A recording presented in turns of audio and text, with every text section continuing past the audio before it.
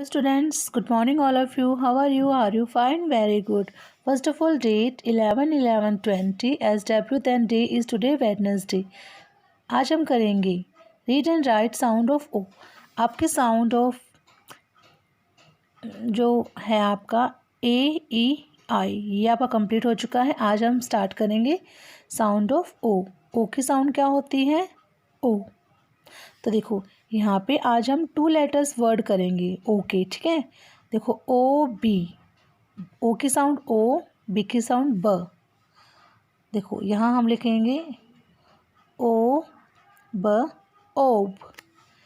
ओ D, D की sound होती है ड. ओ डी ओड. ओ जी ओग. जी की साउंड होती है ग. तो हम यहाँ लिखेंगे ओ ग ओग. ये है पी और ये है ओ. ओ की साउंड ओ है और पी की साउंड प है, तो यहाँ लिखोगे ओ प ओप. ये है टी. टी की साउंड होती है ट. ओ ट ओट. ओ ट ओट. O x. एक्स की साउंड होती है कस, तो ओ एक्स ऑक्स. देखो फिर से हम करते हैं ओ बी ओब.